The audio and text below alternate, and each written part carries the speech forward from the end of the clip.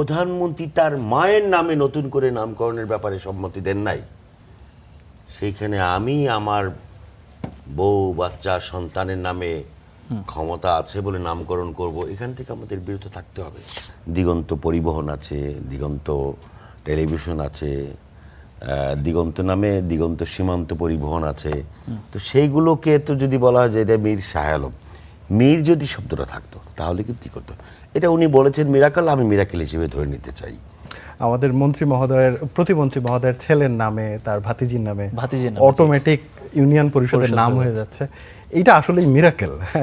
মানে ফেসবুক ইয়েতে তিনি তার কথা বলার 1 ঘন্টার মধ্যেই তিনি এটা ক্ল্যারিফাই করেছেন। তিনি বলেছেন তার দাদা মুক্তিযুদ্ধ শহীদ, দাদার কথা বলতে গিয়ে আর ওনার বাবা মুক্তিযোদ্ধা, তার বাবা সহ 7 জনের মধ্যে 4 জন মুক্তিযোদ্ধা। তো বাবার শহীদ কথাটা আগে চলে আসছে, পরে আবার তিনি ওই বক্তব্যেই তিনি বলেছেন তার দাদা মুক্তিযুদ্ধ শহীদ। আর বিতর্কের অর্থে ছোট ছোট বিষয় আপনি বলেছেন না, ছোটোখাটো বিষয়ে আমাদের কিছু বিতর্ক করা, এটাই সংসদের একটা দীর্ঘদিনের রেওয়াজ। এবং সংসদকে প্রাণবন্ত, সংসদকে কার্যকর করার জন্য কোনো সদস্যের উচিত না এমন কোনো বিষয় নিয়ে সময় ক্ষেপণ করা, কারণ এখানে জনগণের কোটি কোটি টাকা এখানে ইনভেস্ট হচ্ছে।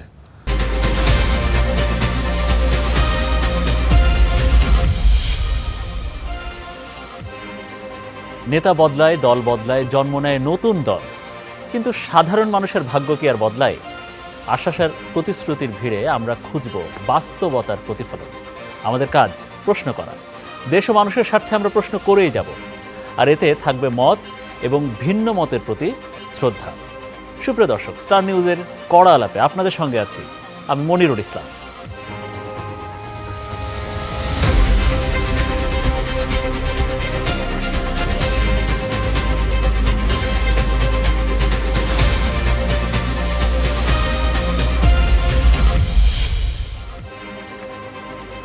দর্শক, আমাদের সাথে অতিথি হিসেবে আজ স্টুডিওতে আছেন বাংলাদেশ জামাতে ইসলামের সংসদ সদস্য সালাউদ্দিন আইয়ুবী, এবং স্বাগত আপনাকে।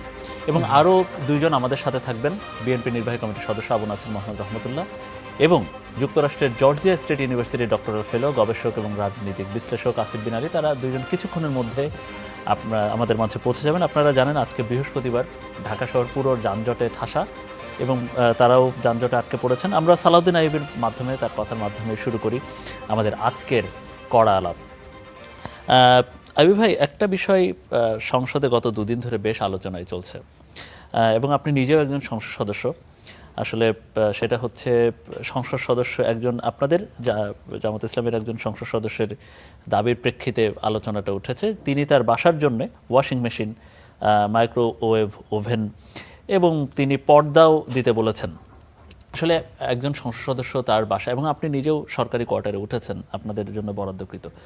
আপনারা আসলে সেখানে কি কি সুবিধা পান, এবং এইগুলো চাওয়ার আসলে দরকার হলো কেন? যৌক্তিকতা কি? দেখুন, ধন্যবাদ আপনাকে, ধন্যবাদ সম্মানিত দর্শকবৃন্দকে। বাংলাদেশের একটা সংস্কৃতি হলো যে একেবারে সুই থেকে শুরু করে বিশাল সমুদ্র পরিমাণ, কোথাও কোথাও হয় সাগর চুরি হয়। গত সংসদে আমরা এই আমদার রহমান পার্থ, আজকে যিনি কথা বলেছেন, তিনিই আমরা এর আগের সংসদে দেখেছি শেখ হাসিনার সময় বলেছে যে সামিট পাওয়ারের মাধ্যমে সাগর চুরি হয়েছে, এই কথা তিনি বলেছিলেন। যে সুই থেকে শুরু করে সব জায়গায় চুরি হয়, এবং এই চুরিগুলোর নানা প্রক্রিয়া হয়। আমরা যখন সংসদে আসলাম, সংসদ সদস্যদের জন্য নানাবিধ সুবিধা থাকে। তোর মধ্যে সুবিধা ছিল শুল্কমুক্ত গাড়ি। এই গাড়ি ইতিমধ্যেই আইনগতভাবেই বাংলাদেশে আর সংসদ সদস্যরা এই সুবিধা পাবেন না বলে ইতিমধ্যে সংসদে বিল আকারে উত্থাপন করে সিদ্ধান্ত হয়েছে। তারপর ছিল প্লট, যে সকল সংসদ সদস্যের ঢাকায় প্লট নেই তাদের জন্য সরকারিভাবে একটা ফ্রি প্লটের ব্যবস্থা ছিল, এটাও আইন করে ইতিমধ্যেই বাতিল করা হয়েছে। এখন থাকছে হলো শুধুমাত্র একটা সুবিধা, সংসদের পাশে 6টা আর ওই পাশে 2টা, মোট 8টা বিল্ডিংয়ে 350 জন সংসদ সদস্যদের জন্য যেটাকে ন্যাম ফ্ল্যাট বলা হয় আর কি, ন্যাম ভবন বলা হয়, এখানে থাকার সুবিধাটা থাকে। এবং খুবই ছোট আকারে এটাকে ভবন বলা হয়, কিন্তু এটা এমপি হোস্টেল নামে পরিচিত, আপনারা জানেন কিনা জানি না। এমপি হোস্টেল একটা হোটেল বা হোস্টেলে যে ধরনের সুবিধা থাকে সাধারণত এই সুবিধাগুলো এখানে দেওয়া থাকে। আর এখানে সংসদ সদস্য হিসেবে আমি যখন এটা বরাদ্দ পেয়েছি বা আমরা যখন বরাদ্দ পেয়েছি, বরাদ্দ পাওয়ার পরই বরাদ্দ সংগ্রহ করতে গিয়েছি যে আমার কোন ফ্ল্যাট, তখন আমাকে একটা চার্ট ধরিয়ে দেওয়া হয়েছে যে কি কি আমার জন্য থাকছে সেখানে। একটা খাট, তারপরে আনুষঙ্গিক যত কিছু থাকার প্রয়োজন হয় এখানে মোটামুটি সব কিছুই ছিল আর কি, সেখানে যা থাকা দরকার। তন্মধ্যে আমার জন্য যেই বিষয়গুলো সংসদ সদস্য জনাব মিজানুর রহমান দাবি করেছেন সেগুলো তালিকায় ছিল। সেই তালিকায় আমরা ধরেন উঠেছি তো প্রায় 2 মাস হয়ে গেছে। 2 মাসের মধ্যে বলা হয়েছে সর্বোচ্চ 7 দিনের মধ্যে এই পর্দা বলেন, মাইক্রো ওভেন বলেন, তারপরে আরও যা যা আছে এই সুবিধাগুলো দেওয়া হবে, এটা বলা হয়েছিল তখন, মানে সরকারের পক্ষ থেকে দেওয়া হবে। চার্টগুলো দেওয়া হয়েছে, এই চার্টগুলোতে আমাদের স্বাক্ষর নেওয়া হয়েছে, টিক চিহ্ন নেওয়া হয়েছে, অর্থাৎ এটা আমরা বুঝে পেয়েছি। বলছে স্যার আমরা কিছুদিনের মধ্যে দিচ্ছি, আপনি এটা বুঝে দেবেন। এই কাজটা আসলে পিডাব্লিউডি করে থাকে। জি। এবং এইটা বুঝে নেওয়ার পরে, আমরা বুঝে নেওয়ার পর খুব স্বাভাবিকভাবে আরেকটা দায় থেকে যায়, সেটা হলো যখন আমরা এখান থেকে নামবো, অর্থাৎ আগামী 5 বছর পরে একেবারে একটা একটা ধরে আমাদেরকে বুঝিয়ে দিতে হবে। তো আমাদের কাছ থেকে যেটা বুঝে নেওয়া হয়েছে, বুঝিয়ে দেওয়া হয়েছে, সেটা আবার আমাদেরকে বুঝে দিতে হবে। কিন্তু দুঃখজনক হলো 2 মাস হয়ে গেলে এখন আমরা বুঝে পাইনি, যে কারণে এটা আমাদের আসলে খুব স্বাভাবিক যে যেহেতু আমাদেরকে বুঝিয়ে দিতে হবে, সুতরাং বুঝে পাওয়ার কাজটা আমাদেরকে শেষ করতে হবে, সুতরাং বুঝে পাওয়া যায়নি। এখানে একটা বিষয় খুব গুরুত্বপূর্ণ, সেটা হলো যে অতীতে এরকম ঘটনা ঘটেছে যে যেই ধরনের দায় দায়িত্ব ছিল যাদের, তারা দায়িত্ব অবহেলা করেছে এবং এখান থেকে অনেক জায়গায় অনেকে বঞ্চিত। মানে বিষয়টা কি এরকম পিডব্লিউডির কর্মকর্তাদের যেটা বলার কথা বা অন্যদের বলার কথা বা ওই ভবন যারা দেখভাল করে তাদের বলার কথা, এটা না বলে আপনার সেই সংসদ সদস্য সেটা অধিবেশনের মধ্যে বলে ফেলেছে? হ্যাঁ, দেখুন এটা নিয়ে আরেকটু মানে স্পষ্ট হওয়া যাবে যদি ওনার আগে পিছনে উনি যে কথাটুকু বলেছেন, বক্তব্যটুকু দিয়েছেন, এটা পুরোটা যদি আপনি শুনেন তাহলে আপনার জন্য আরেকটু ক্লিয়ার হবে। কেমন আমি বলি, তিনি বক্তব্য দিতে গিয়ে বলেছেন যে বাংলাদেশে অনেক প্রতিশ্রুতিই দেওয়া হয়। উনি বলেছেন অনেকগুলো প্রতিশ্রুতি বিভিন্ন জায়গায় দেওয়া হয় এবং প্রতিশ্রুতির ক্ষেত্রে এই সংসদেও যত প্রতিশ্রুতি দেওয়া হয়েছে অনেক প্রতিশ্রুতি ভঙ্গ করা হয়েছে। এর মধ্যে কয়েকটা উদাহরণ তিনি টেনেছেন। বিদ্যুৎ মন্ত্রী রুমিন ফারহানাকে বলেছেন 1 মের মধ্যে আশুগঞ্জ সার কারখানায় বিদ্যুৎ দেওয়া হবে। 1 মাস 17 দিন পরে তিনি এসে সংসদে আবার এটা উত্থাপন করেছেন। আমি বিদ্যুৎ জ্বালানি মন্ত্রীকে জিজ্ঞাসা করেছেন যে আমার তো বিদ্যুৎ দেওয়ার কথা আপনি দিলেন না। স্পিকার নিজে বলেছেন জ্বালানি মন্ত্রীকে, দেখেন চিন্তা ভাবনা করে তথ্য উপাত্ত নিয়ে আপনাকে কথা বলা উচিত। এইটা উপস্থাপন করেছেন তিনি, আমাদের সংসদ সদস্য বলেছেন যে এ ধরনের কথা দিয়ে কথা রক্ষা করার না, সুতরাং বাজেটে যে কথাগুলো দেওয়া হয়েছে সেগুলো আসলে কতটুকু রক্ষা করা হবে, সেগুলোর দায়টা জনগণের কাছে সে কতটুকু স্বীকার করবে এবং বাস্তবায়ন করবে, এটা নিয়ে প্রশ্ন থাকে। যেমন তিনি বলেছেন যে আমাদেরকে লিখিত কথা দেওয়া হয়েছে, এই জিনিসগুলো দেওয়ার কথা, সেগুলো কিন্তু এখনো পাইনি। এটা আগেরটা টানলে আপনার কাছে এটা প্রাসঙ্গিক মনে হবে, তাছাড়া এটা অপ্রাসঙ্গিক মনে হতে পারে। জি, ধন্যবাদ।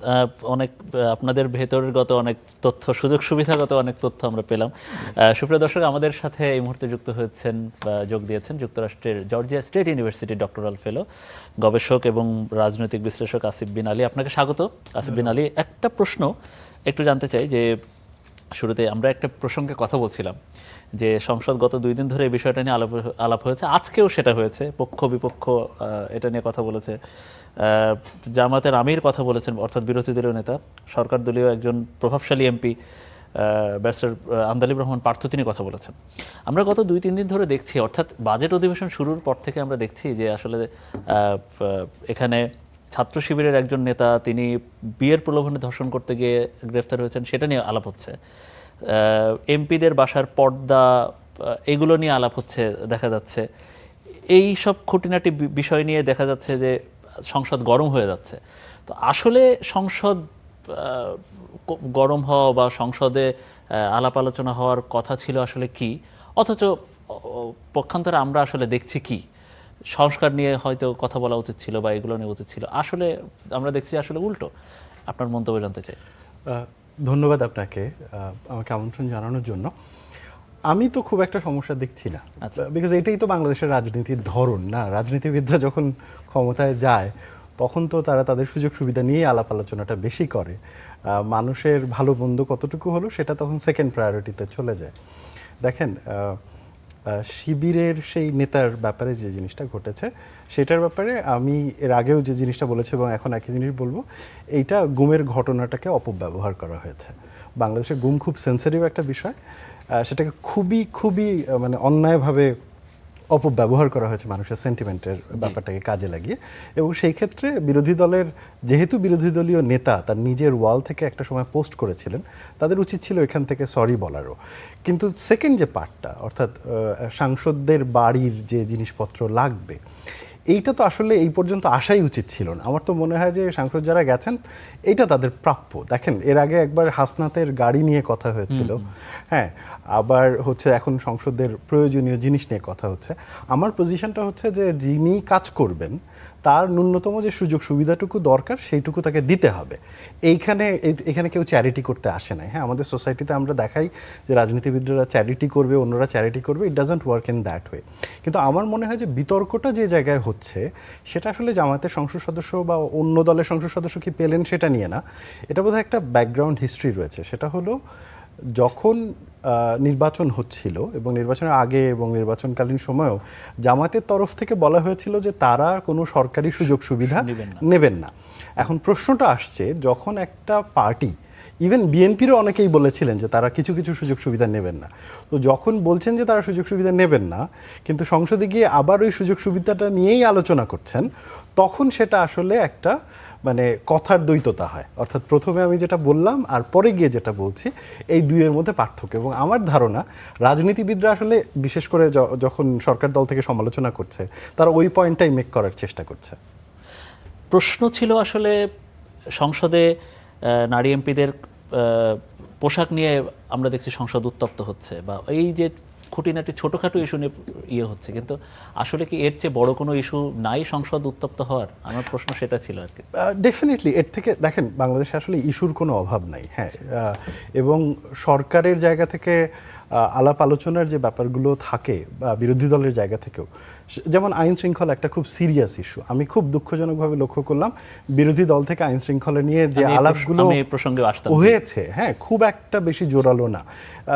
মানে সংসদের কিছু কিছু সময় সংসদের দেখলে মনে হয় যে দুই ভাই মিলে বসে আছে, ভাগাভাগি করতেছে। হ্যাঁ, সংসদে যে রিয়েল বিরোধিতা, ফ্র্যাঙ্কলি স্পিকিং, আমার যেটা মনে হয়েছে যে সরকারকে যে পরিমাণ চাপে রাখার কথা বা চাপে রাখা উচিত, বিরোধী দল হিসেবে তারা ব্যর্থ হয়েছে এটা করতে এখন পর্যন্ত। আমি জানি না সামনে আরও তারা কিভাবে কি স্ট্র্যাটেজি নেবেন। আর সেকেন্ড হচ্ছে যে দেখেন, এটা তো আমাদের ক্লিক বাইটেরও একটা ব্যাপার। হ্যাঁ, এখন সংসদ সদস্যরা যেটা বলছেন, মিডিয়া যেটা নিয়ে আসছে, তার অধিকাংশই আপনি যদি দেখেন যে ক্লিক বাইটের অ্যাপ্রোচ থেকে, অর্থাৎ একজন বিএনপির একজন নারী সংসদ সদস্য কি বললেন বা জামায়াতের একজন সদস্য কি বললেন, ছোট ছোট নিয়ে এসে মানে এক ধরনের উত্তেজনা তৈরি করা। কারণ সংসদের যে পুরো আলাপ, এটা তো আর সবাই দেখে না। তবে আমার মনে হয় যে সংসদে বিরোধী দলের আরও উচিত ছিল আরও বেশি জোরালোভাবে শক্ত করে সরকারকে ধরা। কারণ সরকারকে জবাবদিহিতা করানোর অন্য কোনো উপায় নাই সংসদীয় সিস্টেমে, যদি না বিরোধী দল এগুলো রাজনৈতিকভাবে হ্যান্ডেল করতে না পারে। এবং এই জায়গাটাতে আমার মনে হয় যে জামাতের আরও বেশি কিছু করার আছে। আসিফ বিন আলী, আবার অন্য একটা বিষয় আপনার কাছে নিয়ে আসতে চাই। আপনি থাকলে শুরুতেই আপনাকে এই প্রশ্নটা করতাম। আজকে বিকেলে একটা খবর বেরিয়েছে যেটা আসলে চক্ষু চড়ক গাছ হওয়ার মতোই। আপনি দেখেছেন কিনা নিশ্চয়ই, যে সুইজারল্যান্ডের ব্যাংকগুলোতে বাংলাদেশিদের আমানত আসলে ব্যাপক হারে বৃদ্ধি পেয়েছে, 41% বেশি বৃদ্ধি পেয়েছে। পরিমাণ যেটা দাঁড়িয়েছে 2025-এ প্রায় 12,763 কোটি টাকা এক বছরে বাংলাদেশিরা সেখানে ডিপোজিট করেছে। এবং যেটা দেখা যাচ্ছে 2021 সালের পরে সর্বোচ্চ পরিমাণ অন্তর্বর্তীকালীন সরকারের আমলে যেটা হয়েছে। এখন এইটা নিয়ে আসলে কি প্রশ্ন করা যায় আমি নিজেও বুঝতেছি না। প্রশ্নটা আসলে এমনটা হওয়া উচিত যে আগে কি ভালো ছিল, মানে এই যে গত এক বছরে যা হলো, যারা আসলে আগে পাচার করেছে তারা কি অ্যাক্টিভ ছিল, সক্রিয় ছিল, নাকি নতুন কোনো পক্ষ এখানে তৈরি হয়েছে? এখানে দুটো ব্যাপার। একটা হচ্ছে, প্রথমত আমি বলিনি আমি ইকোনমিস্ট না, সো ওই জায়গা থেকে I am not an expert এই বিষয়ে মতামত দেওয়ার জন্য। বাট মানে যে রিপোর্টটার কথা আপনি রেফার করছেন, যে আলাপটা আসছে, ওখানে দুটো অংশ রয়েছে। একটা হচ্ছে যে যে নিট প্রফিট যে টাকাটা রাখা হয়েছিল সেইটা বৃদ্ধি পেয়েছে, কিন্তু ব্যক্তি পর্যায়ের যে জমা দেওয়ার পরিমাণ সেটা সম্ভবত 10% খানিকটা কমেছে। সো এখানে দুইটা দিক আছে, তার মানে একক ব্যক্তি হিসেবে যে জমাটা রাখতেন সেটার খানিকটা কমতির দিকে আছে, কিন্তু ওভারঅল ইনক্রিজ হয়েছে। দেখেন এটা তো বাংলাদেশে ঠিক যে বাংলাদেশ থেকে প্রচুর অর্থ পাচার হয়েছে এবং এইটা বাংলাদেশে ওভারঅল সব সরকারের আমলেই কম বেশি হয়ে থাকে, গত 17 বছরে আনপ্রেসিডেন্টেড ওয়েতে হয়েছে। এবং অন্তর্বর্তী সরকারের সময় যে হোয়াইট পেপার প্রকাশিত হয়েছিল সেখানেও এটা স্পষ্টভাবে উল্লেখ করা হয়েছে এবং বলা হয়েছে যে বিশেষ করে যে দেশগুলো ট্যাক্স হেভেন, অর্থাৎ যেমন দুবাই কিংবা মালয়েশিয়া, এই দেশগুলোর মাধ্যমে টাকাটা বেশি পাচার হয়েছে। সুইজারল্যান্ডের কথাটা সরাসরি হয়তো ওইভাবে আসে নাই, কারণ সুইজারল্যান্ডের ক্ষেত্রে এখন যে জিনিসটা হয়েছে যে ট্যাক্স এবং ইটিন নাম্বার রেজিস্ট্রেশনটাও চালু হয়েছে, তো ওইখানে একটা আলাপ রয়েছে। তবে আমার মনে হয় যে এই যে ব্যাপারটা বাংলাদেশের ক্ষেত্রে, দেখেন বাংলাদেশের তো একটা শ্রেণীর হাতে সম্পদ, অসম্ভব পরিমাণে সম্পদ বেড়েছে, মানে আমাদের যেমন দেশের অর্থ বেড়েছে কিন্তু সেটা আবার একটা নির্দিষ্ট শ্রেণীর কাছে জমা হয়েছে, দরিদ্ররা আরো বেশি দরিদ্র হচ্ছে দিনকে দিন। আমি মানে ওইটাও পুরোপুরি বলা যাবে না, কারণ এটা খুব পপুলার হয়ে যাবে তখন, কারণ দারিদ্র সীমানার ওপরেও কিন্তু মানুষ গেছে, কিন্তু সম্পদের যে সুষম বন্টন হওয়ার কথা ছিল সেইটা পর্যাপ্ত হয় নাই। মানে বাংলাদেশ আগের থেকে দরিদ্র হওয়া থেকে অনেকটা উপরে গেছে, কিন্তু সুষম বন্টন আমরা যেটাকে বলছি, ধনী দরিদ্রের মধ্যে যে গ্যাপটা কমে আসার কথা সেইটা আসলে হয় নাই। তো এই যে এত টাকা জমা হয়েছে এবং বাংলাদেশের থেকে দেখেন মানে আপনি $300 দিয়ে যদি একটা মানে কিছু কিনতে যান বা একটা বিমানের টিকিট কিনতে যান, সেটার জন্য আপনাকে অনেক ঝামেলা পোহাতে হয়, কিন্তু আপনি যদি টাকা পাচার করতে চান এবং আপনি যদি কানেক্টেড পলিটিশিয়ান হন অথবা সরকারি কর্মকর্তা হন কিংবা কোনো সরকারি কর্মকর্তা বা মন্ত্রী এমপির আত্মীয় স্বজন হন, আপনার জন্য এটা খুব সোজা। তার মানে হচ্ছে যে এই প্রক্রিয়াটাতেই তো গলদ আছে এবং সেখান থেকেই তো এই টাকাগুলো যাচ্ছে। আমি এরকমটা প্রত্যাশা করি না যে বাংলাদেশের এই সমস্যাটা সরকার সমাধান করতে পারবে, আগের সরকারও না, এখনকারটাও না, ভবিষ্যতেও করবে কিনা সেটাও আমি জানি না, কারণ এগুলো খুব চটকদার কথা। আমরা পাবলিকলি বলি যে আমরা টাকা পয়সা ফেরত নিয়ে আসবো, কার টাকা ফেরত নিয়ে আসবো? আসলেই তো সেই দেশেই তো আসলে জমা আছে। সালাউদ্দিন আইয়ুবী, আসিফ বিন আলী একটা ভালো বিষয় তুলেছেন, এই প্রশ্নটা হয়তো আমিও করতাম আপনাকে। বিষয়টা হচ্ছে আপনারা বিরোধী দল হিসেবে সেই দেশের মানুষের জন্য যেটা আসলে বড় প্রয়োজন, রাজনৈতিক হত্যাকাণ্ড এখন ব্যাপক হারে বাড়ছে, আইনশৃঙ্খলা পরিস্থিতির কথা আসিফ বিন আলীও বলেছেন, তো এইসব বড় বড় প্রসঙ্গ আপনারা সংসদে মানে তুলছেন না কেন, বা আপনারা সেইটা রাষ্ট্রীয়ভাবে ইস্যু করতে পারছেন না নাকি? ধন্যবাদ আপনাকে, ধন্যবাদ আসিফ বিন আলী ভাইকে। দেখুন, সংসদের নির্ধারিত কিছু কার্যসূচি থাকে, সূচিটাকে প্রায়োরিটি দেওয়া হয় সবসময়, এবং সূচির বাইরে গিয়ে কথা বলতে হলে নোটিশ দিতে হয়। এবং জামাত ইসলামী বাংলাদেশের যতগুলো রিসেন্ট ইস্যু ছিল, বিশেষ করে এই সরকার আসার পরপরই জ্বালানি সংকট একটা বড় ইস্যু ছিল। আপনারা জানেন যে জ্বালানি সংকট নিয়ে জামাত ইসলামী প্রথম প্রস্তাব দিয়েছে, সেই প্রস্তাবের ভিত্তিতে প্রধানমন্ত্রী কমিটি করেছে এবং সেই কমিটির ওয়ার্কিং যেই প্রসেস, এই প্রসেসের মধ্যে দিয়ে জ্বালানি সংকটের সমাধান হয়েছে বলে 300 ধারায় মন্ত্রী বিবৃতি দিয়েছেন এবং এটার জন্য বিরোধী দলকে স্পেশালি প্রধানমন্ত্রী ধন্যবাদ দিয়েছেন।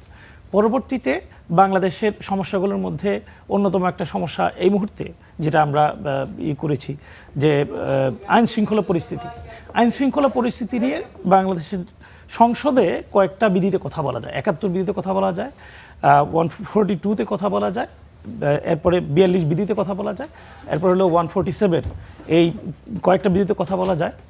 এই প্রত্যেকটা বিধিতে আইনশৃঙ্খলা পরিস্থিতির নিয়ন্ত্রণ, আইনশৃঙ্খলা পরিস্থিতি নিয়ে আলাদা নোটিশ দেওয়া হয়েছে, বক্তব্যের জন্য সময় দেওয়া হয়েছে। বক্তব্য সময়গুলো কয়েকভাবে দেওয়া যায়, একটা হলো 3 মিনিট, 2 মিনিট, আবার হলো আধা ঘন্টা, 1 ঘন্টা, 1.5 ঘন্টা, এই কয়েকভাবে দেওয়া যায়।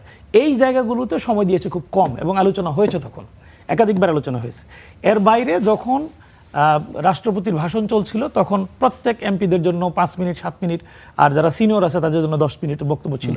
কিন্তু সরকারি দলের সদস্যদের জন্য সময়গুলো থাকে মানে অনেক বেশি আসলে। যেমন আমি আমার সমবয়সী যিনি এমপি হয়েছেন সে সময় পাবো হয়তো 15 মিনিট, আমি পাবো 4 মিনিট। ইতিমধ্যে বাজেটের জন্য আমার জন্য মাত্র 4 মিনিট বরাদ্দ করা হয়েছে বাজেট বক্তব্যে। তো স্বাভাবিকভাবেই আমি যে কনস্টিটিউশন থেকে এমপি হয়েছি তাদের একটা প্রত্যাশা থাকে, তাদের জন্য আমি চিন্তা করেছি 1.5 মিনিট বক্তব্য দিব, ন্যাশনাল ইস্যু আছে এই ইস্যুগুলো নিয়ে 1.5 মিনিট বক্তব্য দিয়ে 3 মিনিট, আর বাজেটের উপর বক্তব্য দিব 1 মিনিট। আমি 4 মিনিট ইতিমধ্যে ঠিক করে আমার টপিকগুলো ইতিমধ্যে ঠিক করেছি। সেখান থেকে আপনি 2 মিনিট বা 3 মিনিট নেবেন কিনা এটা হলো মিডিয়ার ইস্যু, মিডিয়ার বিষয় সব জায়গায়। দ্বিতীয় যে বিষয়টা আমি বলবো, শুধুমাত্র জ্বালানি নয়, এরপরে মানে ইন্ডিয়া বা বাংলাদেশের যে রিলেশন, এটা কিন্তু এই সরকার আসার পর থেকেই, বিশেষ করে পশ্চিমবঙ্গের নির্বাচনের পর থেকে একটা ভাইটাল ইস্যুতে পরিণত হয়েছে। প্রতিদিনই কোনো না কোনো ঘটনা ঘটছে। সর্বশেষ ডাক্তার জাহেদের ঘটনা ঘটলো, এটার প্রেক্ষিতে 147-এর নোটিশ দেওয়া হলো, বলা হলো যে আপনাদের এই নোটিশ নিয়ে আলোচনা হবে, এবং নোটিশ যখন দেওয়া হয় তখনই সরকারের পক্ষ থেকে, বিশেষ করে সংসদ সচিবালয় থেকে ফোন দিয়ে জানানো হয় যে আপনারটা কালকে কার্যসূচি আছে। তার পাশাপাশি একটা লিখিত স্টেটমেন্টও দেওয়া হয়, ডকুমেন্টও দেওয়া হয়। লিখিত ডকুমেন্ট দেওয়া হয়েছে কার্যসূচিতে, আমিও দেখেছি, আমার কাছেও এসেছে। কিন্তু পরের দিন সকালবেলা সংসদ শুরু হওয়ার 1 ঘন্টা আগে ফোন দিয়ে জানানো হলো স্বরাষ্ট্রমন্ত্রী এবং পররাষ্ট্র মন্ত্রণালয়ের ইচ্ছা না থাকায় এই বিষয়ে আজকে সংসদে আলোচনা হচ্ছে না।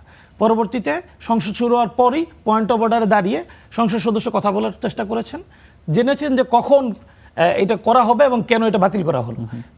মাননীয় মানে মন্ত্রী সেখানে উপস্থিত ছিলেন, মন্ত্রীও কোনো উত্তর দেননি, স্পিকারও কিন্তু তখন সময় দেননি। এই বিষয়গুলো তখন আর সুযোগ থাকে না যে কথা বলার। একবার যেহেতু সময় চাওয়া হয়েছে, নোটিশ দেওয়া হয়েছে এবং বলা হয়েছে, পরবর্তীতে আলোচনা হয়েছে। এভাবে সাম্প্রতিক ইস্যুগুলো প্রত্যেকটা নিয়ে সময় পাচ্ছেন না পর্যাপ্ত, এই জন্য সময় পাচ্ছি না বিষয় না, যে ইস্যুতে কথা বলার সুযোগ দেওয়া হয় সেই ইস্যুতে আসলে পান না। জি, আমরা আপনার উত্তর পেয়েছি। আমাদের সাথে দর্শক এই মুহূর্তে আবু নাসের মোহাম্মদ রহমতুল্লাহ, যিনি বিএনপির জাতীয় নির্বাহী কমিটির সদস্য, তিনি হাজির হয়েছেন, উপস্থিত হয়েছেন। নাসের ভাই, আপনাকে স্বাগত কড়া আলাপে। আপনার কাছে শুরুতেই একটা প্রসঙ্গ আনতাম, সেটা এখন পেয়েছি আপনাকে, এই বিষয়টা একটু আনি। আমরা জাতীয় সংসদের কিছু আলাপ করছিলাম, যেখানে আসলে আমরা দেখছি যে সেখানে এমপিদের গায়ের পোশাক নিয়ে আলাপ হচ্ছে, একজন শিবির নেতার আটক নিয়ে আলাপ হচ্ছে, উত্তপ্ত হচ্ছে সংসদ। আমরা এরকম খুঁটিনাটি ছোট ছোট ইস্যুতে সংসদ উত্তপ্ত হতে দেখছি। তা আসলে কি এটা কি সংসদের সময় কি হচ্ছে কিনা, এটা আসলে নষ্ট হচ্ছে কিনা? ধন্যবাদ আপনাকে। আপনার মাধ্যমে করা আলাপের সম্মানিত দর্শক শ্রোতা মণ্ডলী এবং আমার 2 জন সহ আলোচক, তাদেরকে শুভেচ্ছা জানাচ্ছি। আমি প্রথমেই দুঃখ প্রকাশ করছি যে আমার রাস্তায় বিলম্বিত হওয়ার কারণে আপনার এই দেরির জন্য আমি আন্তরিকভাবে ক্ষমা প্রার্থী সকলের কাছে। কোনো সমস্যা নেই। বিরোধী দলের নেতাদের সময়ের ব্যাপারে যে কথা হচ্ছে, আমি তো আসলে সংসদ সদস্য না। আমার রাজনৈতিক জীবনের যে অভিজ্ঞতা, সে অভিজ্ঞতাটা হচ্ছে যে বাংলাদেশের স্বাধীনতা পরবর্তী যে সংসদগুলো আমরা দেখেছি, সংসদের রেকর্ডগুলো পর্যালোচনা করলে দেখা যাবে যে বিরোধী দলীয় সম্মানিত সদস্যদের ক্ষেত্রে সময় বরাদ্দ এবং বিরোধী দলীয় সদস্যরা দাঁড়ানোর সাথে সাথে তাদেরকে যে স্কোপ দেওয়ার, এটা আমার মনে হয় স্বাধীনতা পরবর্তী বাংলাদেশের এই সংসদ সর্বসেরা সংসদ। এবং বিরোধী দলীয় নেতারা যেভাবে মন খুলে কথা বলছেন এবং বিরোধী দলীয় নেতারা চাওয়ার সাথে সাথে স্পিকার মহোদয় যেভাবে তাকে সময় দিচ্ছেন, এটা বাংলাদেশের সংসদীয় ইতিহাসের নজিরবিহীন ঘটনা। তারপর প্রত্যাশা তো সবসময় থাকেই, এবং প্রত্যাশা অনুযায়ী প্রাপ্তি আমাদের দেশে সবসময় মেলে না। এইটা হচ্ছে বাস্তবতা। এই বাস্তবতার আলোকে বিরোধী দল যদি প্রাণ খুলে কথা বলে, তাহলে সংসদ প্রাণবন্ত হয়। এবং সংসদীয় রীতি অনুযায়ী বিরোধী দল যদি তাদের খোলা মত প্রকাশের সুযোগ পান, তাহলে গণতন্ত্র আরও সুসংহত হয়, গণতন্ত্রের সৌন্দর্য বাড়ে। সেক্ষেত্রে আমি মনে করি বিরোধী নেতাদের সংসদে আরও খোলামেলা যেভাবে কথা বলতে চান, যতটুকুন সংসদীয় রীতিনীতি অনুযায়ী প্রযোজ্য, ততটুকুন সুযোগ বিরোধী নেতাদের দেওয়া উচিত। আমি রাজনৈতিক কর্মী হিসেবে আমি সেটা মনে করি, এবং তাতে করে সংসদ প্রাণবন্ত হবে, গণতন্ত্র সুসংহত হবে।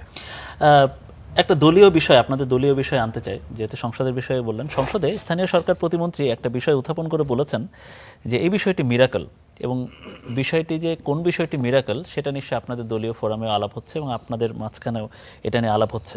এবং স্থানীয় সরকার প্রতিমন্ত্রী মীর শাহে আলম, তার বিরুদ্ধেও অভিযোগ উঠেছে যে তিনি তার এলাকায় একটা পরিবারতান্ত্রিক কিছু বিষয় উপস্থাপন করেছেন এবং তার ছেলের নামে ইউনিয়ন পরিষদ হয়েছে। এই বিষয়টি কি আসলে আপনাদের দলীয়ভাবে কি আপনাদেরকে বিব্রত করছে কিনা, বা অথবা আপনারাও কিভাবে দেখছেন এই বিষয়টি, বা দলীয়ভাবে আপনাদের আলাপ আলোচনা দেখুন, হচ্ছে না? যখন যার বিরুদ্ধে অভিযোগ তিনি যখন বলছেন মিরাকল, এবং তিনি কিন্তু কয়েকটি উদাহরণ দিয়ে বলেছেন। মীর শাহ আলম বলেছেন যে দিগন্ত টেলিভিশন। এখন যদি বলে যে মীর শাহ আলমের ছেলের নামে দিগন্ত টেলিভিশন রাখা হয়েছে, তাহলে সেটা যেরকম ঠিক না। এবং তার উপজেলার নতুন কিছু নাম ঠিক করার ক্ষেত্রে একদিকে দিগন্ত, আরেকদিকে সীমান্ত, শেষ সীমানা আর শুরুর সীমানা নির্ধারণ করতে গিয়ে হয়তো বা প্রস্তাবনা এসছে। এবং উনি স্পষ্টত বলেছেন, যদি মীর দিগন্ত হতো, মীর সীমান্ত হতো, তাহলে তাকে এটা দোষারোপ করা যেত। এটা মিরাকেললি হয়েছে। দিগন্ত পরিবহন আছে, দিগন্ত টেলিভিশন আছে, দিগন্ত নামে দিগন্ত সীমান্ত পরিবহন আছে। তো সেইগুলোকে তো যদি বলা হয় যে এটা মীর শাহ আলম, মীর যদি শব্দটা থাকতো তাহলে কিন্তু কী করতো? এটা উনি বলেছেন মিরাকেল, আমি মিরাকেল হিসেবে ধরে নিতে চাই। আর বিতর্কের অর্থে ছোট ছোট বিষয় আপনি বলেছেন না, ছোটোখাটো বিষয়ে আমাদের কিছু বিতর্ক করা, এটা এই সংসদের একটা দীর্ঘদিনের রেওয়াজ। এবং সংসদকে প্রাণবন্ত, সংসদকে কার্যকর করার জন্য কোনো সদস্যের উচিত না এমন কোনো বিষয় নিয়ে সময় ক্ষেপণ করা। কারণ এখানে জনগণের কোটি কোটি টাকা এখানে ইনভেস্ট হচ্ছে, জনগণের উপকার হয়, দেশের উপকার হয়। এই বিষয়টা নিয়ে আসলে আপনাদের দলের মধ্যে কি আলাপ হচ্ছে, এটা একটু না, দলের মধ্যে আমি ব্যক্তিগতভাবে মনে করি উনি যদি ইচ্ছাকৃতভাবে এটা না করে থাকেন, এবং আমার কাছে মনে হচ্ছে ওনার ব্যাখ্যা অনুযায়ী যে এখানে যদি মীর দিগন্ত গ্রাম হতো, মীর সীমান্ত গ্রাম হতো, তাহলে আমি তার ইয়াটা ধরে নিতে পারতাম। কিন্তু এখানে আমি খুব স্পষ্টতই মনে করছি উনি যেহেতু মনে করেন যে মিরাকেল হয়ে গেছে, মিরাকেল এরকম অনেক ঘটনায় ঘটে, সো এটাকে খুব সিরিয়াসলি এটা নিয়ে আলোচনা করা, এটা আসলে রাজনৈতিক হীনমন্যতার এক ধরনের পরিচয়। আপনি দেখেন এক ধরনের আলোচনা, অনেক এর থেকে বড় আলোচনা আছে। আপনি জানেন যে একজন লোক দাঁড়িয়ে যদি বলে যে আমার বাবা শহীদ হয়েছেন, আমার মা দাদা শহীদ হয়েছেন, দেখা গেছে তার বাবা এখনো জীবিত আছেন, এইটা কি আপনি কি বলবেন? আপনি যদি ধরেন যে সংসদে একজন সংসদ সদস্য দাঁড়িয়ে তার নির্বাচন এলাকায় নির্বাচনের সহিংসতায় একজন উপজেলার বিএনপি, এই উপজেলা জামাতের সভাপতি বা সেক্রেটারি তিনি নিহত হয়েছেন, এরকম উদাহরণ দিয়ে কথা বলেছেন। দেখা গেল যে ওই উপজেলার সেক্রেটারি আহত অবস্থায় হসপিটালে ভর্তি আছেন। তো তারপরে যখন হুইপ সাহেব, চিফ হুইপ সাহেব বললেন যে এইরকম একটি কথা বলা হয়েছে যে উপজেলার সেক্রেটারি নিহত হয়েছেন, পরে দেখা গেল যে উনি দাঁড়িয়ে বলছেন, মাননীয় স্পিকার আমি দুঃখিত, আমি ক্ষমা প্রার্থী, যে উনি আসলে মারা যান নাই, উনি চিকিৎসাধীন আছেন।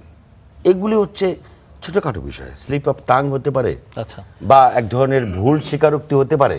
এইগুলি নিয়ে আর সংসদে সময় ক্ষেপণ করা এটা অন্যায়। এটা সংসদের, জাতীয় সংসদের মান মর্যাদার বিপরীতে অবস্থান করে। এগুলি থেকে সকলকে বিরত থাকা উচিত। ছোটোখাটো বিষয় নিয়ে কাউকে হেয় প্রতিপন্ন করা যায়, কোনো দলকে হেয় প্রতিপন্ন করা যায়, কিন্তু দেশের উপকার হয় না, গণতন্ত্রের উপকার হয় না, দেশের স্বার্থ বিরোধী কর্মকাণ্ড বলে আমি মনে করি। জি, আপনার উত্তর আমরা পেয়েছি।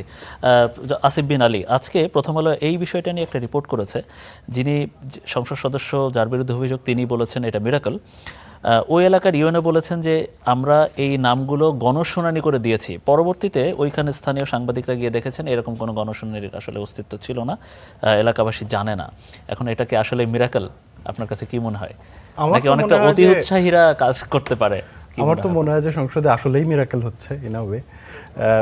ধরেন জামায়াতের সংসদ সদস্যের মৃত বাবা জীবিত হয়ে যাচ্ছে, আমাদের মন্ত্রী মহোদয়ের, প্রতিমন্ত্রী মহোদয়ের ছেলের নামে, তার ভাতিজির নামে অটোমেটিক ইউনিয়ন পরিষদের নাম হয়ে যাচ্ছে। এইটা আসলেই মিরাকেল। হচ্ছে আমার মনে হয় যে একটা শব্দ হতে পারতো মিরাকেল না কোইন্সিডেন্স, কারণ মিরাকেল যখন বলি তখন একটা গডসের হাত থাকে। আমার মনে হয় না যে বাংলাদেশে মানে আমাদের এই নেতাদের যে সকল কর্ম এবং সুকর্ম সেইগুলোতে আল্লাহর খুব একটা মাথা ব্যথা আছে। এইটা তাদেরই দোষ, যা করেন তারা নিজেরাই করেন। দেখেন, দিস ইজ দুইটা ব্যাপার। এটা হচ্ছে সংসদে দুটো ঘটনা ঘটেছে। হ্যাঁ, আমি শুধু একটাকে না, আমি দুটোকে একসাথে নেই। একটার অভিযোগের তীর হচ্ছে বিরোধী দলের একজন সংসদ সদস্যের ওপরে, যে তিনি তার বাবাকে নিয়ে, মুক্তিযুদ্ধকে নিয়ে মিথ্যা কথা বলেছেন। আরেকটা অভিযোগ সরকার দলের একজন সংসদ সদস্য এবং একজন প্রতিমন্ত্রী যিনি অত্যন্ত প্রভাবশালী তাকে নিয়ে। এবং দুটোই একটা জিনিস ক্লিয়ার করে, সেটা হচ্ছে যে আমাদের রাজনীতিবিদদের নৈতিকতা কোন জায়গায় গিয়ে দাঁড়িয়েছে। যে আমি আমার মানে একজন রাজনীতিবিদ তার বাবাকে নিয়ে মিথ্যা কথা বলছেন, আর এক ক্ষেত্রে আমরা দেখতে পাচ্ছি যে কনফ্লিক্ট অফ ইন্টারেস্ট বলে যে একটা বিষয় আছে, সেই বিষয়ের প্রতি ন্যূনতম শ্রদ্ধা বোধ নাই। এখানে একটা বিষয় উল্লেখ করা প্রয়োজন, মানে আমরা পত্রিকায় বা আমাদের প্রধানমন্ত্রীর প্রেস উইং থেকেও বিভিন্ন তথ্য আমরা দেখেছি যে সাবেক প্রধানমন্ত্রী, সাবেক বিএনপি চেয়ারপারসন বেগম খালেদা জিয়ার নামে বিভিন্ন প্রজেক্ট গেছে, তারেক রহমান প্রধানমন্ত্রী যিনি সেটা সরাসরি নাকচ করেছেন যে না, তার পারিবারিক নামে কোনো হবে না। দেখেন একটা জিনিস তো, একটা খুব কাছের একটা এক্সাম্পল বলি, ধরেন জিয়া আন্তর্জাতিক বিমানবন্দর, এটার নাম তো একটা সময় জিয়াউর রহমানের নামেই ছিল, এটা এমন ছিল না যে আগে অন্য নামে ছিল, পরে চেঞ্জ হয়েছে। আওয়ামী লীগ সরকার যখন চেঞ্জ করলো, বিএনপি সরকার এসে কিন্তু এটা আবার পরিবর্তন করে জিয়ার নামে ফেরত দিতে পারতো। এইটা বিএনপি সরকার করে নাই। তার মানে অ্যাটলিস্ট আমি ধরে নিচ্ছি যে সরকারের জায়গা থেকে এইটুকু সদ্বুদ্ধি আছে। কিন্তু সরকারের জায়গা থেকে সদ্বুদ্ধি থাকা মানেই যে সকল মন্ত্রী মহোদয় সেই সদ্বুদ্ধি রাখবেন, এই ব্যাপারটা কিন্তু এরকমও না। তবে এই ব্যাপারটা খুবই স্পষ্ট। হ্যাঁ, আমার সহ আলোচক এটা তার জায়গা থেকে ডেফিনেটলি ডিফেন্ড করার চেষ্টা করেছেন, বাট আমার ব্যক্তিগত মতামত, আমি যতটুকু বুঝি এবং নেত্র নিউজের যে রিপোর্টটা আসছে গতকালকে, আমরা যদি সেটাও দেখি, আমরা দেখব যে গত 4 মাসে সরকার যেমন অনেকগুলো ভালো কাজ করেছে, কিন্তু বিতর্কের জন্য এইটা একটা অনেক বড় উপাদান। দেখেন, আমাদেরকে একটা জিনিস মনে রাখতে হবে যে একটা সময় গোপালগঞ্জের নামে সব কিছু হতো, এখন যদি সব কিছু বগুড়ার নামে হয়, এইটা তো এক্সপেক্টেড না। হ্যাঁ, এবং আরেকটা জিনিসও আমাদেরকে মাথায় রাখতে হবে, সেটা হচ্ছে যে মানে এইটা দেখেন, এটা একটা ক্ষমতার অপব্যবহারেরও নমুনা। আমরা যেভাবেই বলি না কেন, এখন আমাদেরকে অনেক প্রসিডিউর দেখানো হচ্ছে যে না ঠিক আছে, ওইখানে আলাপ আলোচনা হয়েছে, আলাপ আলোচনার পরে নামটা আসছে, নাম আসার পরে তারপরে হচ্ছে ইউএনও গ্রহণ করেছে অ্যান্ড এভরিথিং। কিন্তু প্রথম আলোর রিপোর্টটাও যদি আপনি খুব ক্লোজলি দেখেন, যে এই জিনিসগুলো ঘটে নাই। মানে হচ্ছে একটা সিদ্ধান্ত নেওয়া হয়েছে, বাস্তবায়ন হয়েছে, যখন সেটা জানাজানি হয়ে গেছে তখন সেটা পেছনে গিয়ে সেটাকে অর্গানাইজ করে, সেটাকে পেপার ওয়ার্ক দেখানোর একটা প্রচেষ্টা। এটা অল্টারনেটিভ এরকম হতে পারতো, সিম্পলি একটা দুঃখ প্রকাশ করে এই প্রসেসটাকে নতুন করে শুরু করা যেতে পারতো। ওই 3টা জায়গার নাম ওইখানকার স্থানীয় মানুষদের যে চাওয়া সেই অনুযায়ী করে দেওয়া যেতে পারতো। আর একটা ব্যাপার কি জানেন, বাংলাদেশের যে ক্ষমতা কাঠামো, হ্যাঁ, এইখানে আসলে একজন সংসদ সদস্য তার বাবাকে নিয়ে মিথ্যা কথা বলে পার পেয়ে যান, এবং সেই সংসদ সদস্য যদিও এমন একটা রাজনীতি করছেন যেই রাজনীতি হচ্ছে ধর্মকে কেন্দ্র করে, আবার একই সাথে সরকার দলের একজন প্রতিমন্ত্রীও পার পেয়ে যান, কারণ তিনি ক্ষমতাবান। তো আমরা এটাকে এইভাবেও দেখতে পারি, যদি আপনার ক্ষমতা থাকে, আপনি আপনার জীবিত পিতাকে মুক্তিযুদ্ধের শহীদ বানায় ফেলতে পারবেন। আপনার হাতে যদি ক্ষমতা থাকে, আপনার ছেলে, মেয়ে, ভাতিজি, নিজের পরিবার, বংশের নামে গ্রাম, উপজেলা, জেলা সবকিছুর নাম করে ফেলতে পারবেন। উচিত কি ছিল? উচিত তো মানে এই বিষয়টি আসার পরে আমরা যখন উদাহরণ দেখি যে প্রধানমন্ত্রী সরাসরি নাকচ করে দেন এইসব প্রজেক্ট বা এইসব প্রকল্প, তাহলে এই বিষয়টি আলাপ আসার পরে উচিত কি ছিল? দেখেন, দুটো ঘটনার ক্ষেত্রে, হ্যাঁ, আমি শুধু একটা বলছি না, কারণ একটা বললে একটু মানে ও পুরো চিত্রটা সামনে আসে না। বিএনপি সরকারের ক্ষেত্রে এই ক্ষেত্রে একটা ক্লিয়ার পজিশন নেওয়া উচিত ছিল যে একটা ইনভেস্টিগেশন কমিটি করে দেওয়া, যে অ্যাকচুয়ালি কি ঘটেছে, এবং হচ্ছে যেহেতু এইখানে নামটা ঘটেছে এবং এটা আসলে 3টা জায়গায় মিরাকেল কোইন্সিডেন্স যাই বলি না কেন, ইট ডাজন্ট লুক সো, হ্যাঁ, তাহলে ওইটাকে ওইখানকার মানুষের চাওয়া অনুযায়ী নামটা দিয়ে দেওয়া, এতে তো কোনো ক্ষতি হবে না। সেকেন্ড হচ্ছে যে বিরোধী দলের যে সংসদ সদস্য মিথ্যা কথা বলেছেন, হ্যাঁ, তার ব্যাপারে অ্যাটলিস্ট বিরোধী দল থেকে তাকে কোনো শোকজ করা হয়েছে কিনা, তার কাছে কোনো জবাবদিহিতা চাওয়া হয়েছে কিনা, এটাও আমরা জানি না। অভ্যন্তরীণভাবে যদি চাওয়া হয়ে থাকে সেটাও না হয় হতো, আমি জানি না, আমাদের সাথে একজন আছেন তিনিও বলতে পারেন এই ব্যাপারটা। বাস্তবতা হচ্ছে যে আমরা যখন রাজনীতিবিদরা ক্ষমতায় গিয়ে বলে যে এইটা হচ্ছে স্ট্যান্ডার্ড, এইটা হচ্ছে বেঞ্চমার্ক, এটা নাগরিকদেরকে অনুসরণ করতে হবে, কিন্তু তারা যদি এটা না করেন তখন এটা দ্বৈততা হয়ে যায়। সালাউদ্দিন আইয়ুবী, আসলে কি বলবেন? আপনার সংসদে আসলে সংসদের মতো জায়গায় এবং পাশাপাশি যে তিনি জামাত ইসলামের রাজনীতি করেন, তিনি সরাসরি মিথ্যা কথা বলেছেন, আমরা একেবারে প্রমাণ পেয়েছি। তো আপনাদের দলীয় ফোরামে এটা নিয়ে আপনাদের দল কি বিব্রত এরকম একটা কাণ্ডে? এটা নিয়ে কি আলাপ হচ্ছে আপনাদের দলীয়ভাবে? জি, ধন্যবাদ আপনাকে। দেখুন, যে সংসদ সদস্য তিনি কথা বলেছেন, তিনি তার ফেসবুক পেজ, যেটা আসলে সবচেয়ে বেশি ফলো করা হয় এখন সবার কাছে পৌঁছানোর একটা মাধ্যম, সামাজিক যোগাযোগ তাকে তো মাধ্যম, জি। মিডিয়াতে সাংবাদিক সম্মেলন করে এখন কথা বলার সুযোগ নাই। সুতরাং মানে ফেসবুক ইয়েতে তিনি তার কথা বলার 1 ঘন্টার মধ্যেই তিনি এটা ক্ল্যারিফাই করেছেন। তিনি বলেছেন তার দাদা মুক্তিযুদ্ধের শহীদ, দাদার কথা বলতে গিয়ে আর ওনার বাবা মুক্তিযোদ্ধা, তার বাবা সহ 7 জনের মধ্যে 4 জন মুক্তিযোদ্ধা। তো বাবার শহীদ কথাটা আগে চলে আসছে, পরে আবার তিনি ওই বক্তব্যেই তিনি বলেছেন তার দাদা মুক্তিযুদ্ধের শহীদ, তিনি এটা ক্ল্যারিফাই করেছেন। তিনি মিথ্যা বলেননি, এটা তার বলতে পারেন মিস্টেক আর কি, স্লিপ অফ টাং, তিনি এটা উল্লেখ করেছেন ফেসবুকে। এবং এই জন্যও যারা কষ্ট পেয়েছেন, দুঃখ পেয়েছেন, আনুষ্ঠানিকভাবে তিনি ক্ষমা চেয়েছেন, দুঃখ প্রকাশ করেছেন। ভবিষ্যতে তিনি কথা বলতে সতর্ক থাকবেন বলে সেখানে উল্লেখ করেছেন। সুতরাং তার জায়গা থেকে যদি আপনি বলেন যে এখনো তার জায়গায় ক্ল্যারিফাই করেন, এটা সঠিক নয়। ভুল তো ভুলই আসলে, দলীয়ভাবে কোনো ব্যবস্থা নেওয়া হয় হ্যাঁ, কিনা? দলীয়ভাবে সাথে সাথেই এটা কথা বলার মানে সাথে সাথে ব্যবস্থা নেওয়া হয়েছে। মানে বক্তব্য দেওয়ার 30 সেকেন্ডের মধ্যে আমিরে জামাত আমাদের বিরোধী দলের প্রধান যিনি, তিনি তাকে ডেকেছেন, ডেকে জিজ্ঞেস করেছেন যে আপনার বাবা যে শহীদ হয়েছেন এটা তো বলেননি কখনো। তখন উনি বলছেন যে সরি, আমার তো এরকম না, কারণ আমিরে জামাত তো মানে এরকম যারা আছে তাদের ব্যাপারে সবার সাথে ডেকে কথা বলাই কি দলীয় ব্যবস্থা আর কি নাকি? না, ডেকে কথা বলা তার সেই জন্যই তো সে সাথে সাথে দুঃখ প্রকাশ করেছে, দুঃখ প্রকাশ করে। এটা মানে তার জায়গা থেকে ক্লিয়ার করাটাই আমি মনে করি যথেষ্ট। এখানে আর এর চেয়ে বেশি তো কিছু সেখানে প্রয়োজন নাই বলে মনে করি। তিনি ইচ্ছাকৃত যদি মিথ্যারোপ করতেন এবং মিথ্যার উপর টিকে থেকে এটার উপর বাড়াবাড়ি করতেন, তখন তার ব্যাপারে অ্যাকশন নেওয়া যাইতো। তিনি তো স্বীকার করেছেন যে আমার এটা ভুল হয়েছে, সাথে সাথে তিনি সংশোধনও করেছেন, ফেসবুকে স্ট্যাটাস দিয়েছেন। শুধু মানে সব দিক থেকে সমাধান হয়েছে আমার কাছে মনে হয়।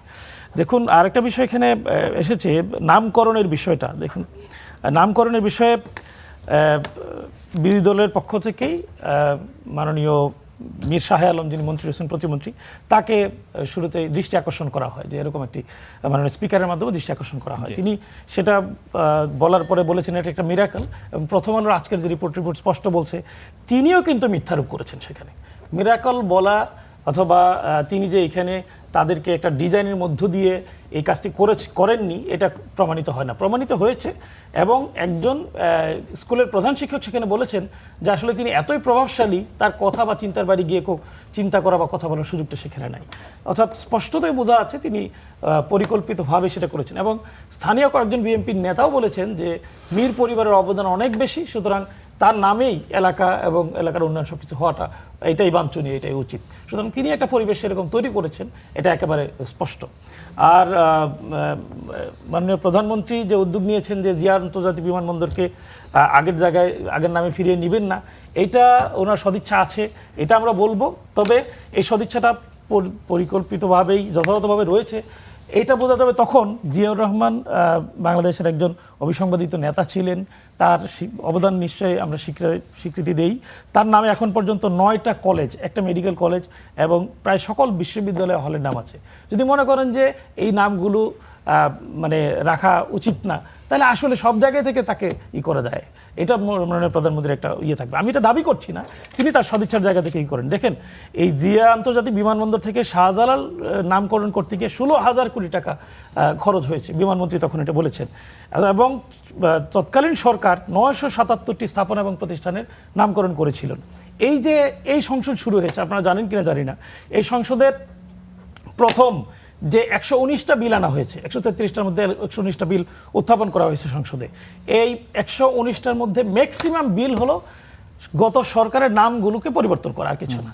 এই তার মানে হলো সংসদে যেই সময় প্রথম খরচ হয়েছে, এই সরকারের প্রথম যে খরচ, এই খরচটা হয়েছে এই নামকরণগুলোকে পরিবর্তন করতে গিয়ে। আমি তো মনে করি 4 মাস এখনো যায় নাই, একজন প্রতিমন্ত্রী যেটা যাত্রা শুরু করেছেন, এটা যদি প্রধানমন্ত্রী নিজ দায়িত্বে এখন পরিবর্তন না করেন, তাহলে এই যাত্রাটা আস্তে আস্তে বাড়তে থাকবে। এবং পরবর্তীতে অন্য যে সরকার আসবে সেটা এসে পরিবর্তন করতে গিয়ে 16,000 কোটির জায়গায় দেখা যাবে লক্ষ কোটি টাকা এখানে খরচ করতে থাকবে। এই জন্য এই পরিবর্তনের যাত্রাটা এখনই শুরু হওয়া দরকার। এটা বিরোধী দলীয় সংসদ সদস্য ডক্টর শফিকুল ইসলাম মাসুদ উপস্থাপন করার পরে যে মিথ্যাচার করেছে, খুব স্বাভাবিকভাই তিনি তার জায়গা থেকে দুঃখ প্রকাশ। সালাউদ্দিন আইয়ুবী, আমরা আপনার উত্তর পেয়েছি। আবু নাসের মোহাম্মদ রহমতুল্লাহ, আপনার কাছে একটু আসতে চাই। একজন রাজনৈতিক বিশ্লেষক একটি বিষয়টি পেরেছেন যে প্রধানমন্ত্রী আসলে বিভিন্ন সিদ্ধান্তে যত বড় মনের পরিচয় দিতে পারছেন, হয়তো তার মন্ত্রিসভার কেউ বা তার অন্য দলের অন্য নেতাকর্মীরা সেটা দিতে পারছেন না। এটা আপনার আসলে কি মনে হয় যে আরও কি করলে এবং আপনি নিজেও একজন থিঙ্ক ট্যাঙ্কার, অনেক দিন থেকে আপনি এই বিষয়গুলো, রাজনীতির বিষয়গুলো চর্চা করেন, কি করলে ভালো হয় আসলে? না, প্রধানমন্ত্রীর উপরে তো মানুষের প্রত্যাশা অনেক বেশি। প্রধানমন্ত্রী রাষ্ট্রের নির্বাহী প্রধান, তার প্রতি তো সবাই তাকিয়ে থাকেন এবং তাকিয়ে থাকেন এবং গত 4 মাসে তার যে উদ্যোগগুলো, তার যে কর্মকাণ্ড, তার যে স্পিড, তার যে চিন্তা চেতনা, সেগুলোকে সামনে রেখেই কিন্তু মানুষ তার প্রতি অনেক বেশি প্রত্যাশা। এখানে মাননীয় সদস্য যেটা বলছিলেন সেটা হচ্ছে যে কথা বলতে গেলে তো আমরা আসলে অনেক সময় খেয়ে হারিয়ে ফেলি। উনি বক্তৃতা দেওয়ার প্রায় আধা ঘন্টাও সংসদ চলেছে। উনি কথা বলতে গেলে আমাদেরকে একটু সতর্ক হওয়া উচিত। বিশেষ করে সংসদ সদস্য তো 30 সেকেন্ডের মাথায়, শব্দটা কিন্তু মনে রাখবেন, 30 সেকেন্ডের মাথায় আমির জামাত তাকে জিজ্ঞেস করছেন, তাহলে আমির জামাত কি জানতেন যে উনি মিথ্যা কথা বলছেন? বা আমির জামাত উনি বলেছে 30 সামনে, সেকেন্ড, সামনে। শব্দটা হলো 30 সেকেন্ড। হ্যাঁ, উনি বক্তব্য 30 সেকেন্ড কতটুকু টাইম ভাই?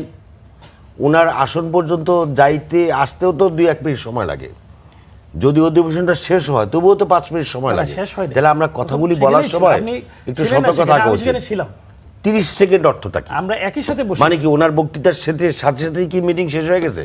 বা আমিরে জামাত কি জানতেন যে ওনার বাবা জীবিত আছেন, মৃত আছেন? আপনি যেটা না জেনে উনি যেটা বলেছেন আজকের গণমাধ্যমগুলিতে আপনি চেক করবেন, উনি বলেছেন যে আমার তখন গায়ে খুব জ্বর ছিল, আমি অসুস্থ ছিলাম, আমি আসলে কি বলতে কি বলে ফেলেছি আমার সেটা মনে নেই, বা ওনার অসতর্কতা বলে। হ্যাঁ, এটা হইতেই পারে, আমি এটাকে খারাপ দৃষ্টিকোণ থেকে বলি না।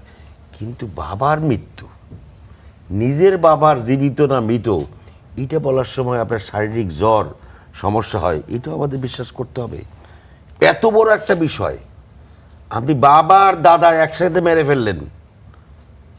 আমি এটা নিয়ে খুব বেশি বিতর্ক করতে চাই না। আমার প্রশ্নটা হচ্ছে যে 30 সেকেন্ডের মাথায় আমিরে জামাত জানলেন, আর উনি বলতে গিয়ে বাবা আর দাদাকে একসাথে মেরে ফেললেন। এই জিনিসগুলো মানুষ ভালো চোখে দেখে না।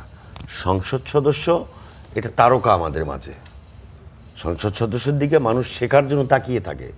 সেই সংসদকে আমরা যত হেলাফেলা খেলাধুলার মধ্যে না প্রবেশ করি, সংসদ সদস্যের মান মর্যাদা এগুলোর দিকে আমাদের খেয়াল রাখা উচিত। আর একটা হচ্ছেন যে এই নামের বিষয়ে বললেন যে জিয়াউর রহমানের নামে 9টা না কটা প্রতিষ্ঠান বললেন। ভাই, জিয়াউর রহমানের দল তো 3 দফায় অন্তত 20 বছর ক্ষমতায় ছিল। এই 20 বছরের মধ্যে 9টা নাম কোনো এক জায়গা হয়েছে, সেইটাও আপনি মুছে ফেলার দাবি করতেছেন। না, উনি আসলে দাবি করছেন, উনি যেটা বললেন আছেই যে তো পারলে ওইটা মুছে ফেলেন। ভাই, আমি তো বাংলা বুঝি, পারলে ওইটাও মুছে ফেলান। আবার এটাও বলছেন যে মাননীয় প্রধানমন্ত্রীর কাছে জিয়াউর রহমান বিমানবন্দর যেই নামটা জিয়াউর রহমানের নামে ছিল, সেই বিমান, উনি ভুল বলেছেন যে 16,000 কোটি টাকা দিয়ে খরচ করে ওইটা করা হয়েছে। না, ওই সময় 11,000 কোটি টাকা খরচ করা হয়েছিল ওই সময়। আর এখন করতে গেলে 16,000 কোটি টাকা খরচ হবে। তো যেটা দেশের অর্থ অপচয়ের কথা চিন্তা করে মাননীয় প্রধানমন্ত্রী যেটা করতে রাজি হইলেন না, সেটা আপনি মুখ দিয়ে বলতে গিয়া একটা বারো ধন্যবাদ শব্দটা মুখ দিয়ে আনতে পারলেন না। এত নিচু মানসিকতা আমাদের হওয়া উচিত? আপনি একটাবার ধন্যবাদ মুখ দিয়ে বলতে পারলেন না, আপনার চাকরি চলে যাবে ভাই। বরং আপনি বললেন যে ওই যে 9টা, ওইটার কি হবে? মানে এই হচ্ছে আমাদের মানসিকতা। যেই জিয়াউর রহমান সাহেবের জীবনের সবচেয়ে বড় রিস্ক নিয়ে এই দেশের মহান স্বাধীনতার যুদ্ধের ঘোষণা দিলেন, যখন তিনি এই স্বাধীনতার সংগ্রাম যদি সফল না হতো তাহলে ফাঁসির কাস্টে যেতে হতো।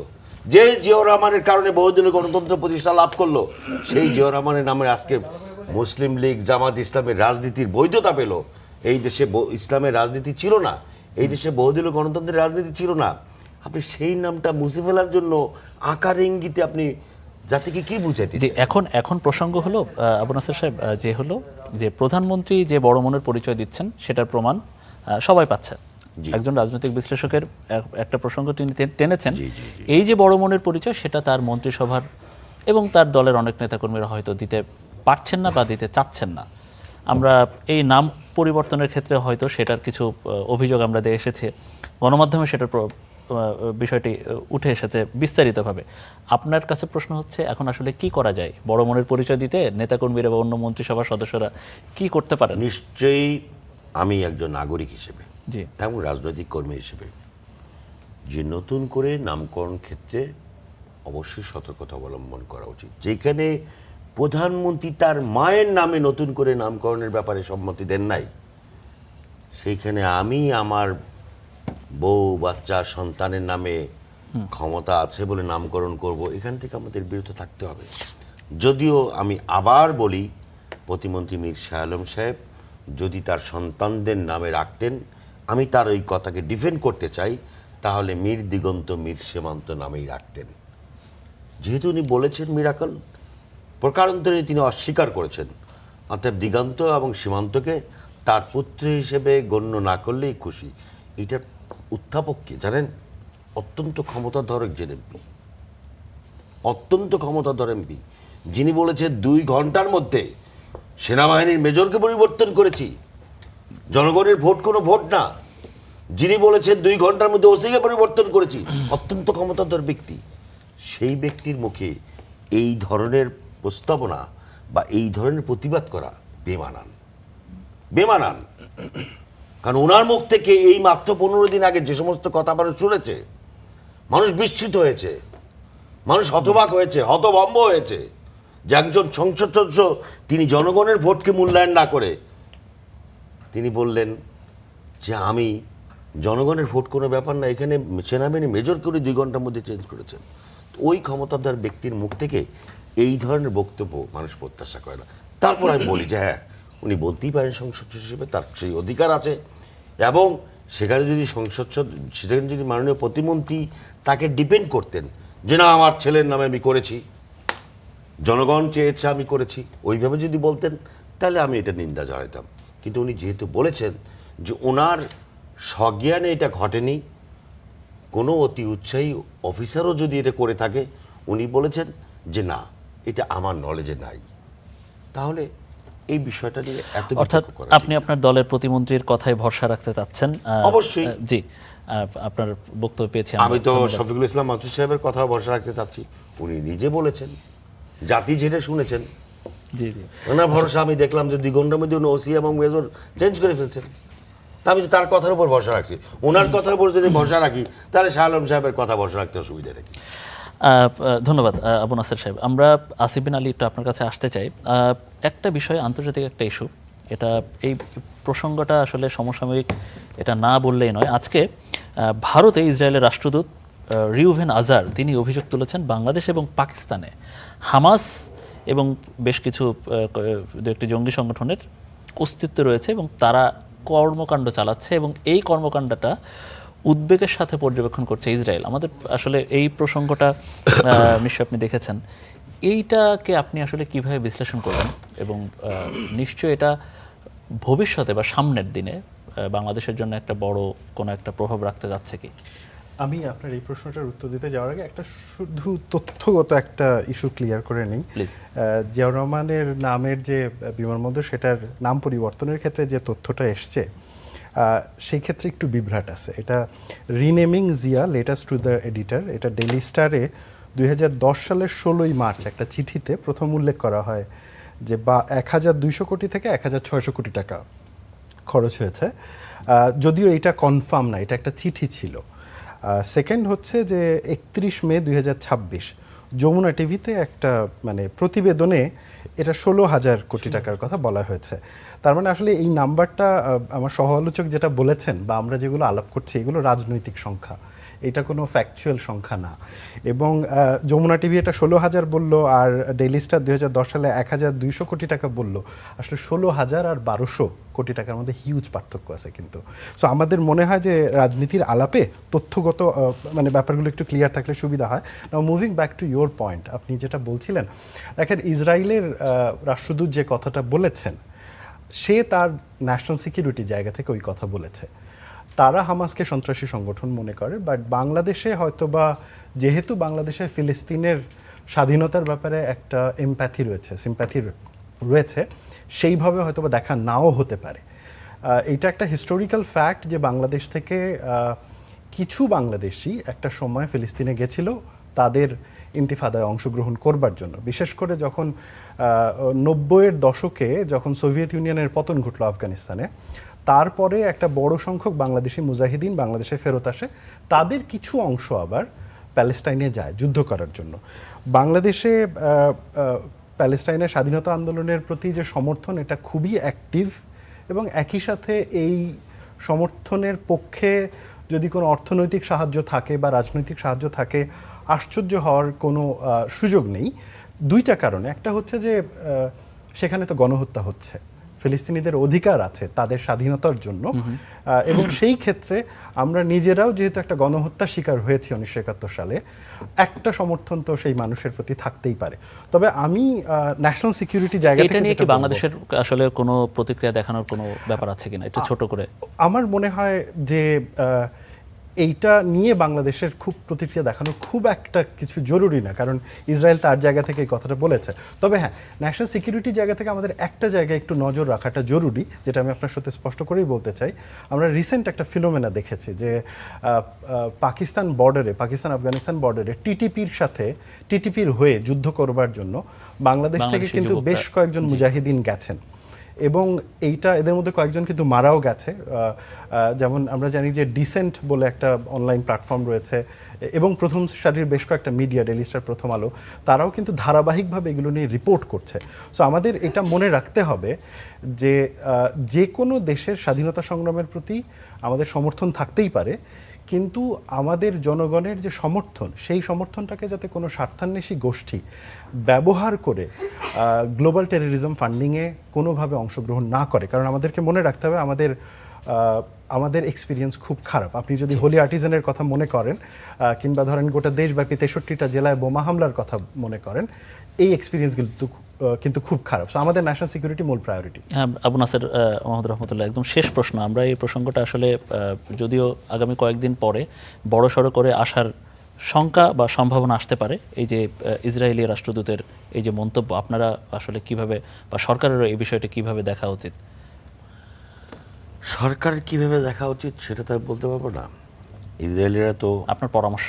সারা বিশ্বে আগ্রাসী শক্তি, তারা হামাসকে সন্ত্রাসী বলছে, অথচ সন্ত্রাসের আন্তর্জাতিক জনক হচ্ছে ইসরায়েল।